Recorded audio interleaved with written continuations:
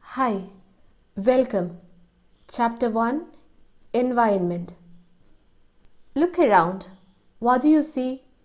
People walking around, vehicles, buildings, objects, and a lot many. You also see mountains, rivers, trees, and animals. These are objects created by nature.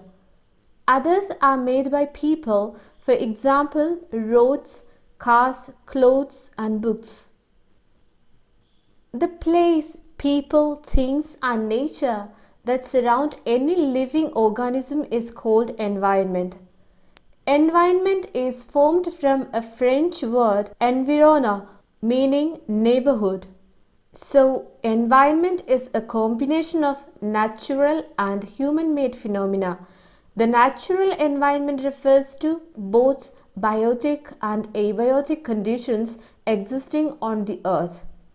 What is biotic? It refers to the world of living organisms, examples plants and animals. And abiotic denotes the world of non-living elements, example land and water. So we said that the natural environment refers to both biotic, that is living organisms, and abiotic, that is non-living elements existing on the earth. Human environment refers to the activities, creations, and interactions among human beings. So more about natural environment. Land, water, air, plants, and animals comprise the natural environment. We are familiar with the terms lithosphere, hydrosphere, atmosphere, and biosphere in the 6th standard. Please check the description box for the link of the lesson Major Domains of the Earth. Let's learn some more facts about these domains. Lithosphere is the solid crust or the hard top layer of the earth. It's made up of rocks and minerals and covered by a thin layer of soil. So we live on this top layer, which is covered by a layer of soil. It's called lithosphere. It's an irregular or uneven surface with various landforms such as mountains, plateaus, plains, valleys, etc. Landforms are found over the continents and also on the ocean floors. Lithosphere is the domain that provides us forests, grasslands for grazing, land for agriculture and human settlements. It's also a source of great mineral wealth. Hydrosphere. The domain of water is referred to as hydrosphere. It comprises various sources of water and different types of water bodies like rivers, lakes, seas, oceans, etc. This domain is very essential for all living organisms. The atmosphere is the thin layer of air that surrounds the earth. We know the earth exerts gravitational force. This gravitational force of the earth holds the atmosphere around it. Atmosphere protects us from the harmful rays and scorching heat of the sun. It consists of a number of gases, dust, and water vapor. The changes in the atmosphere produce changes in the weather and climate. Plant and animal kingdom together make biosphere or the living world. It's a narrow zone of the earth where land, water, and air interact with each other to support life. You know, on 5th June every year, the World Environment Day is celebrated. Now, what is ecosystem? All plants, animals, and human beings depend on their immediate or next surroundings. Often, they are also interdependent on each other. This relation between the living organisms and the relation between these organisms and their surroundings form an ecosystem. There could be an ecosystem of large rainforest, grassland, desert, mountains, lake, river, ocean, and even a small pond. Imagine a forest.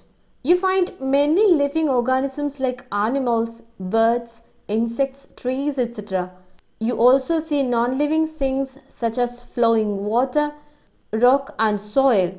See, these together make a community and the life system there is very much balanced. So, ecosystem is a system formed by the interaction of all living organisms with each other and with the physical and chemical factors of the environment in which they live, all linked by transfer of energy and material. This is the definition. But in simple words, an ecosystem is a community of living organisms such as microbes, plants and animals, and non-living abiotic components such as sunlight, water, air and minerals. We said about natural environment. What is human environment? Human beings interact with the environment and modify it according to their need. Early humans adapted themselves to the natural surroundings. They led a simple life and fulfilled their requirements from the nature around them. With time, needs grew and became more varied. Humans learned new ways to use and change environment. They learned to grow crops, domesticated animals, and led a settled life. The wheel was invented, excess food was produced, barter system emerged. What is barter system? It's a trade in which goods are exchanged without the use of money. For example, you give tomatoes and get wheat. It was an old system of exchange, used before the invention of money. With the emergence of barter system, trade started and commerce developed. Industrial revolution enabled large-scale production. Transportation became faster. Information revolution like printing and internet made communication easier and speedy across the world. Environment is a basic life support system. It provides the air we breathe, the water we drink, the food we eat, and the land where we live. How do human beings modify this natural environment? The car fumes pollute the air. Flowing water is collected in a pot. Food is saved in vessels and land is used to build factories.